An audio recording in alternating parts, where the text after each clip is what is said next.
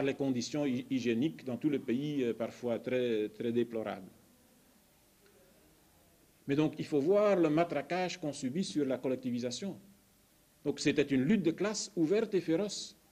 Et elle a décidé de l'issue de la question agraire qui était en lutte depuis des siècles et qui a demandé des millions de morts sans aucun résultat avec tous les soulèvements. Mais donc, cette lutte a produit un tout nouveau système de l'agriculture qui a permis à l'Union soviétique de s'industrialiser et même de se nourrir contre le fascisme en pleine guerre. L'Union soviétique a été capable de moderniser son agriculture en moins de 8 ans. En 1929, donc c'est-à-dire au moment où la collectivisation commence, il y a en Union soviétique 18 000 tracteurs. En 1941, quand la guerre débute, il y en a 685 000. Donc ça fait une production de 660 000 tracteurs. Donc il n'y a aucun pays qui a industrialisé, modernisé son agriculture à un tel rythme. Ce qui a nourri les villes et qui a donné une base pour nourrir la population contre les fascistes.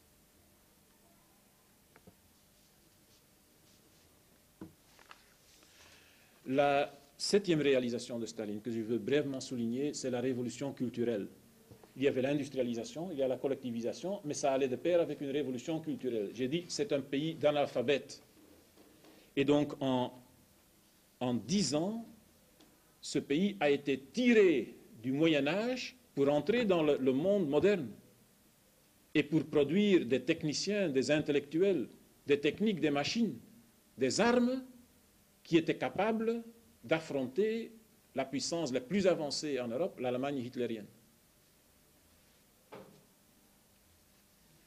Donc il faut savoir qu'en 1929, à la campagne, il n'y a pas de route, il n'y a pas de chemin de fer, il n'y a pas de téléphone. Et donc, le temps moderne, en 10 ans, s'est implanté dans toute la campagne. Ce sont des efforts gigantesques. Presque l'ensemble de la paysannerie a été alphabétisée. Les bibliothèques, pour la première fois, ont été disséminées sur toute la campagne. Dans les bibliothèques, il y avait, au début de la construction, il y avait 46 millions de livres. Au début de la guerre, il y en avait 527 millions. Donc, ils ont produit presque 500 millions de livres pendant cette période. Il y avait, au début de la construction, il y avait 110 étudiants à l'université. Quand la guerre commence, ils sont 810 000. Donc de 110 000 à 810 000. Une multiplication d'environ 7. Donc ce sont quelques chiffres pour illustrer l'effort gigantesque, mais il s'est fait sur tous les domaines de l'instruction et de la culture, et aussi des arts. Et on peut dire que c'est la collectivisation et cette révolution culturelle dont le type que j'ai cité dans mon introduction parle dans un livre qu'il a écrit contre le communisme, et donc il explique tout ce qu'il a à dire contre le communisme, mais à un certain moment, il parle de son village. Étudiant, il est rentré à son village, et il dit ceci.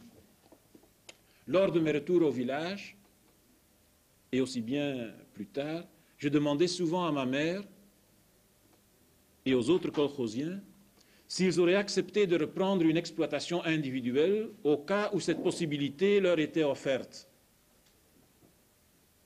Maintenant, tout le monde s'attend à un oui unanime, d'après ce qu'on connaît de la collectivisation. S'ils auraient accepté de reprendre une exploitation individuelle au cas où la possibilité leur était offerte. Tous me répondirent par un refus catégorique. Et plus loin, il dit, l'école du village ne comptait que 7 classes, mais elle servait de passerelle vers les écoles techniques de la région, qui formaient des vétérinaires, des agronomes, des mécaniciens, des conducteurs de tracteurs, des comptables. Plus loin, il y avait une école secondaire. Tous ces établissements et ces professions étaient des éléments d'une révolution culturelle sans précédent. La collectivisation avait contribué directement à ce bouleversement. La structure de la population rurale se rapprocha de celle de la société urbaine, tout ça en 10 ans. Je fus témoin de cette évolution dès mon enfance. Cette transformation extrêmement rapide de la société rurale fournit au nouveau système un soutien colossal dans les larges masses de la population. Ça, c'est un anticommuniste qui le dit dans un livre qu'il a publié en Allemagne à la fin des années 80. Le 8e point que je veux aborder, la 8e mérite de Staline dans l'histoire, c'est l'organisation des épurations qui ont créé les conditions de la victoire dans la guerre antifasciste. La guerre avec le fascisme était dans l'air, tout le monde savait qu'il viendrait depuis la moitié des années 30. Donc Staline avait très bien lu Mein Kampf, et donc il savait que pour les Allemands, le Lebensraum était à l'Est. Et que cette guerre viendrait, c'était une certitude. Alors Staline savait aussi que ce serait une lutte à vie et à mort. Que ce serait la guerre la plus terrible que l'humanité a jamais vue. Et à mesure que la tension montait et que cette guerre s'approchait, on voyait aussi toutes les forces anticommunistes se coaliser. Et donc c'est ce qu'on a vu se produire en Union soviétique, dans la société et dans le parti. Les opportunistes, les contre-révolutionnaires infiltrés dans le parti, les éléments dégénérés se sont coalisés contre la direction bolchevique.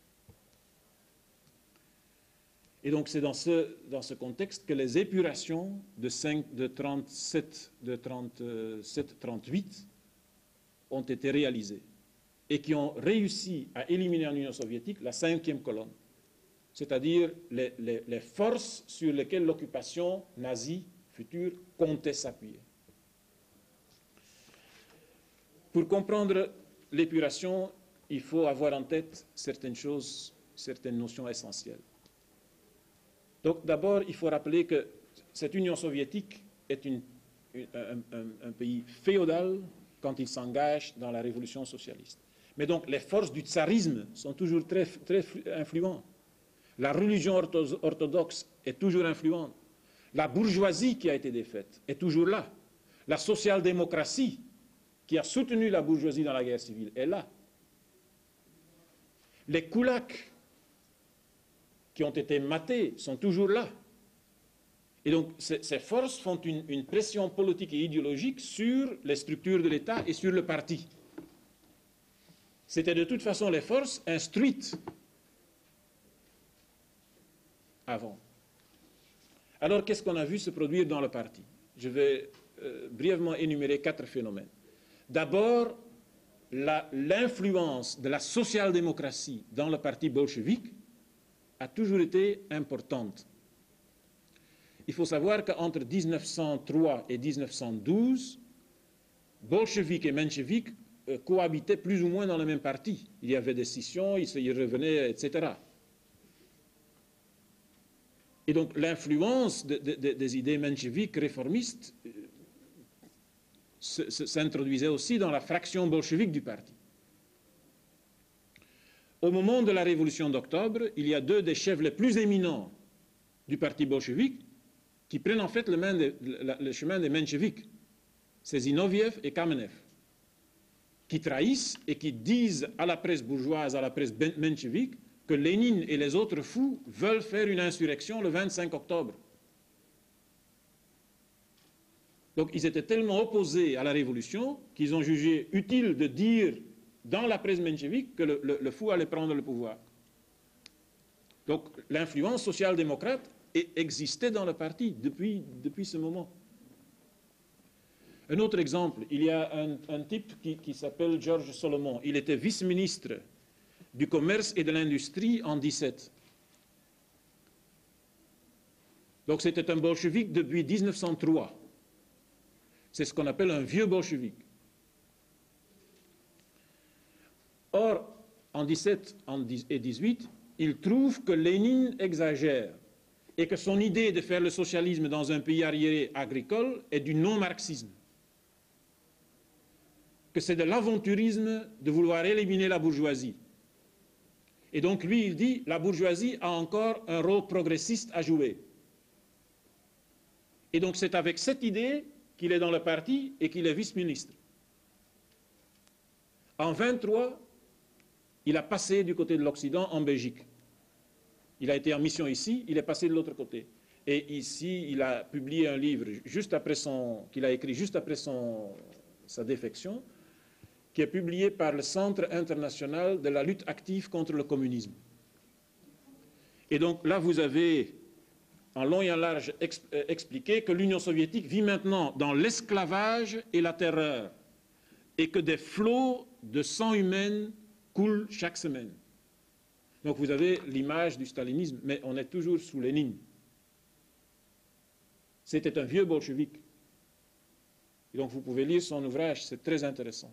Là, vous voyez les influences de l'idéologie social-démocrate, même parmi les dirigeants du parti bolchevique. Et vous voyez un type qui, déjà en 1923, passe du côté de la pire réaction. Le deuxième point que je veux souligner, c'est qu'il y a eu des éléments dégénérés qui sont devenus contre-révolutionnaires dans le parti. Et donc là, je veux parler de Trotsky, qui est la figure la plus marquante de cette tendance. J'ai déjà dit qu'il n'a jamais été bolchevique jusqu'en 1917.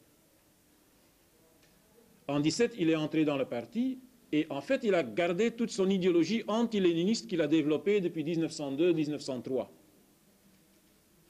Et très vite, il a commencé une polémique pour dire qu'en fait, c'est lui qui a vu le plus clairement les perspectives de la révolution. Et donc, il a essayé de remplacer le léninisme par le trotskisme.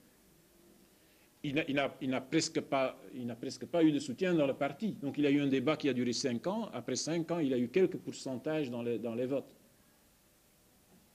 Et une fois qu'il a été renvoyé du parti, sa dégénérescence a été très vite. Je vais seulement dire quelques points clés qu'il faut absolument connaître pour juger le personnage. Donc, on commence déjà en 1934, donc c'est assez tôt. En 1934, il a une thèse qui est extrêmement intéressante à méditer. Donc, il dit ceci: la victoire de Hitler a été provoquée par la politique criminelle de l'internationale communiste. Sans Staline, il n'y aurait pas eu de victoire de Hitler. Donc c'est le communisme et c'est Staline qui sont responsables de l'arrivée au pouvoir de Hitler. Alors, conclusion, pour renverser Hitler, il faut, vous pensez maintenant, comme vous connaissez les trotskistes, qu'il faut faire un front uni large avec la social-démocratie, etc. C'est à ça que vous vous attendez. Pour renverser Hitler, il faut en finir avec l'internationale communiste. Donc il faut détruire l'internationale communiste pour être en mesure d'en finir avec Hitler. 2 ans plus tard, vous avez ceci. La guerre s'approche, on est en 1936, donc tout le monde parlait de la guerre à venir. La bureaucratie stalinienne est effrayée par la perspective de la guerre parce qu'elle sait mieux que nous qu'elle ne survivra pas à la guerre en tant que régime. Donc, première idée, s'il y a la guerre avec les nazis, de toute façon, Staline et sa clique, le parti bolchevique dirigé par la clique stalinienne, va tomber. Et ils le savent. On continue le raisonnement. Citation. Berlin, donc les nazis, Berlin sait à quel degré de démoralisation la clique de Staline a entraîné l'armée et la population. Staline continue à saper la force morale et la résistance du pays. Ces carriéristes sans honneur ni conscience vont trahir le pays dans les moments difficiles. Donc, depuis 1936, il fait la propagande pour dire que le peuple est démoralisé.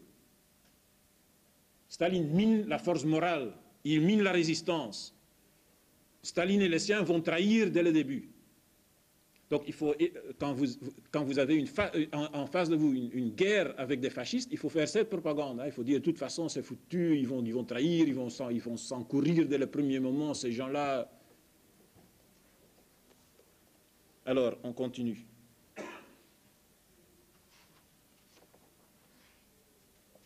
Quelles sont ces conclusions? Il y en a deux.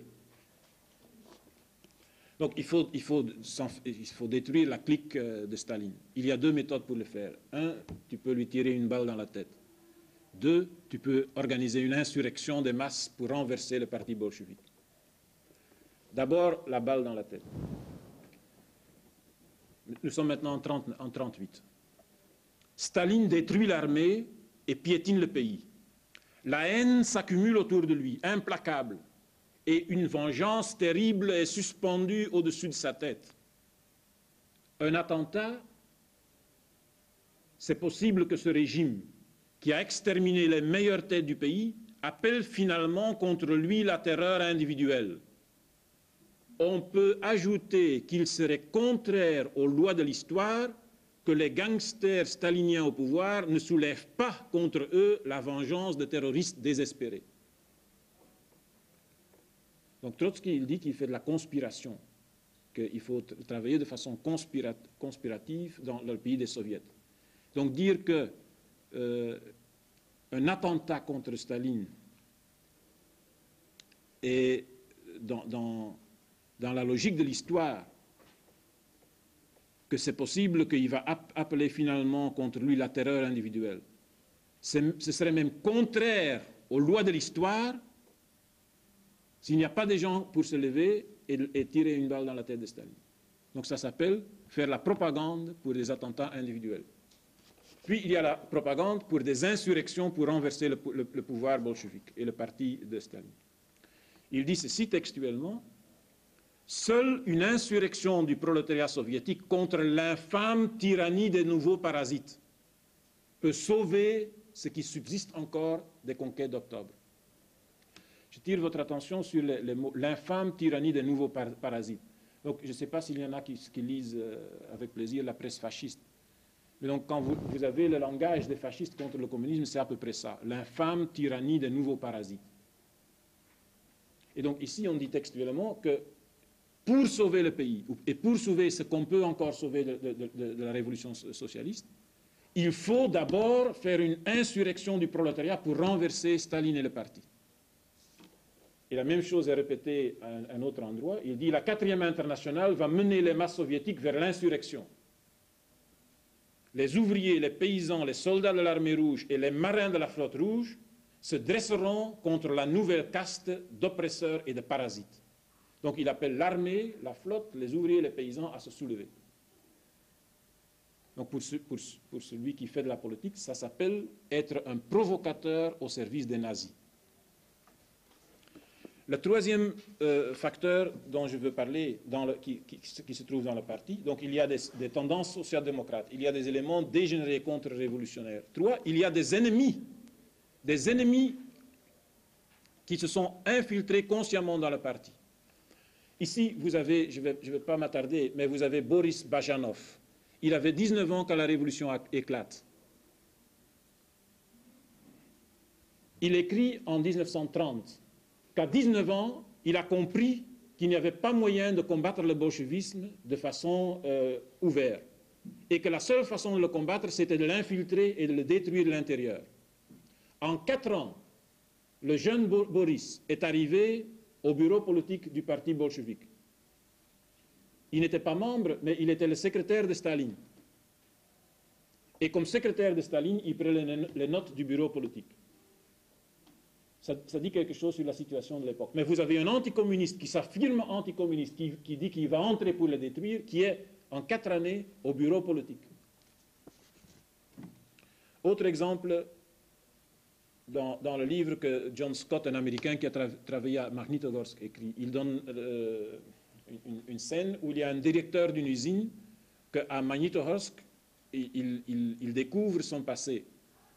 Parce qu'il y a un autre ex-paysan qui vient de l'Ukraine, d'où vient le type Tchevchenko, et qui dit: mais celui-là, je le connais. Pendant la guerre civile, il était gendarme chez les Blancs.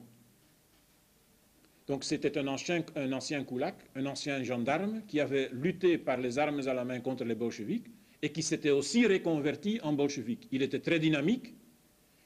Pour se reconvertir en bolchevique, tous les contre-révolutionnaires avaient une piste bien claire. Ils quittaient la campagne et ils entraient dans les usines ou sur les chantiers. C'est-à-dire ils devenaient ouvriers. Et après 2 ans, ils étaient ouvriers. Et l'ouvrier était bien vu.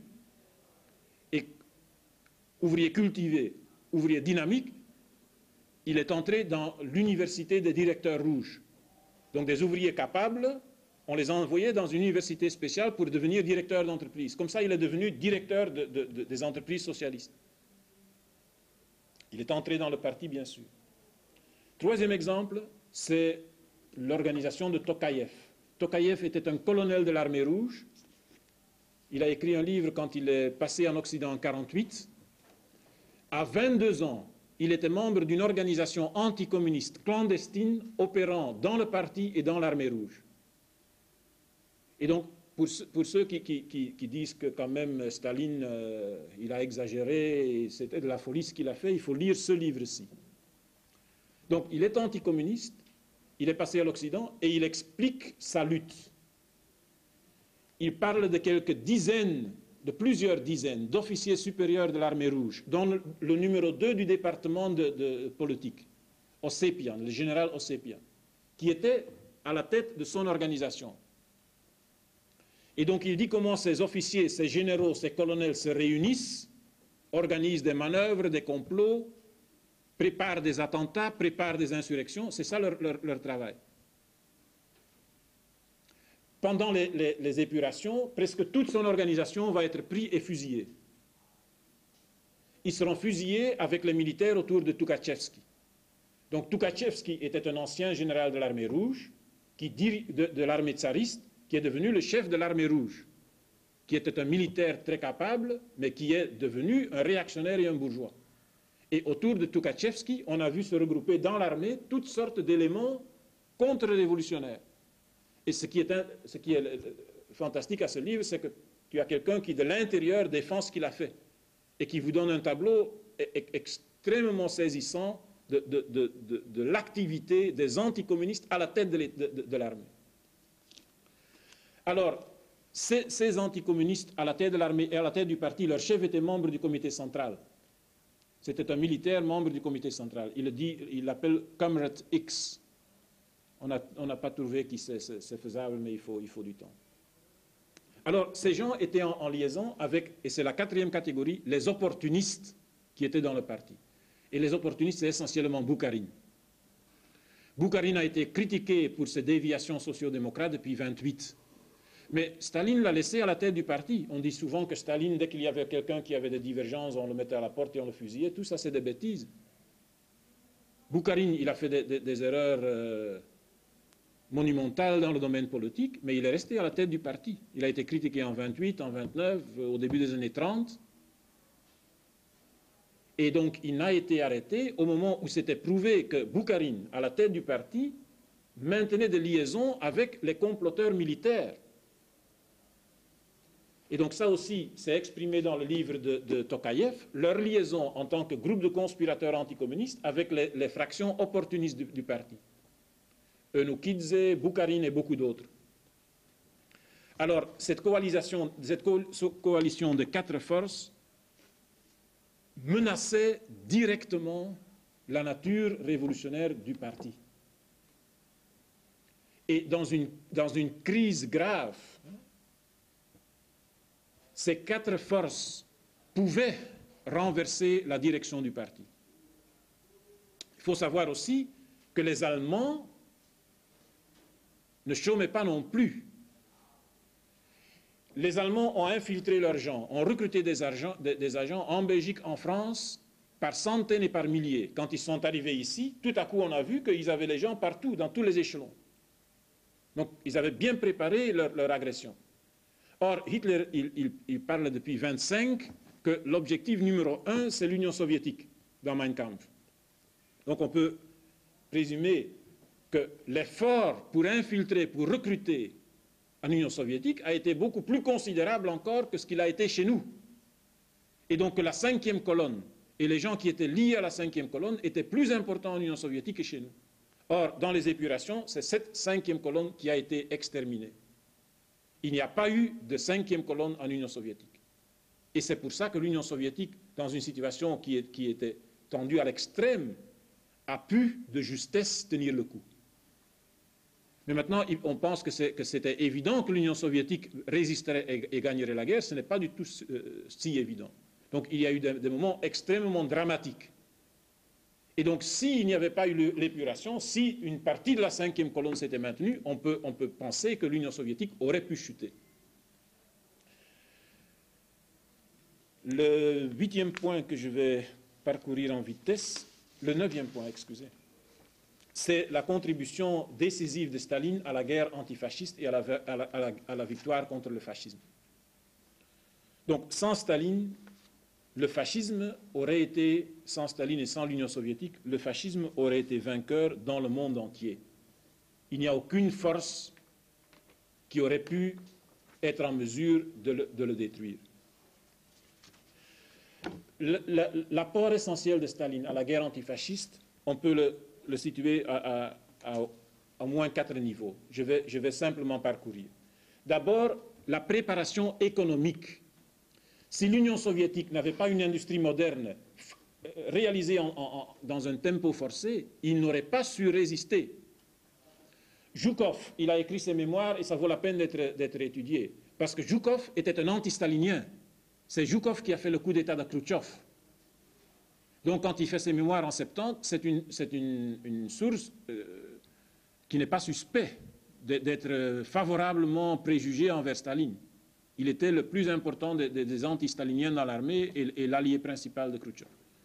Mais donc, dans ses mémoires, il dit « On doit avouer que Staline a tout fait ce qui était humainement possible pour réaliser les bases économiques, pour édifier les bases économiques qui nous ont donné la possibilité de construire plus de 100 000 chars modernes et plus de 130 000 avions de combat modernes. » Il faut aussi savoir que dans les 3-4 années avant la guerre, à partir de 1938, l'industrie a une croissance de 13%, mais l'industrie militaire a une croissance de 44%. Donc l'industrialisation forcée continue, mais donc on force vraiment à la limite du possible dans le domaine militaire. Donc tous ceux qui disent que Staline n'a pas vu venir les Allemands, qu'il avait confiance en Hitler, c'est de la propagande de ceux qui étaient de l'autre côté. 2, Staline a préparé la guerre et la victoire contre les fascistes dans le domaine de la diplomatie.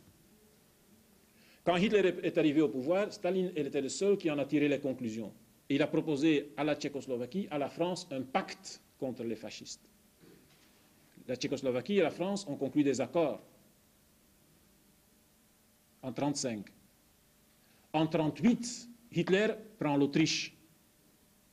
Et alors la France et l'Angleterre et l'Italie fasciste et Hitler se réunissent à Munich. Ils laissent l'Union soviétique en dehors et ils décident en fait de liquider la Tchécoslovaquie.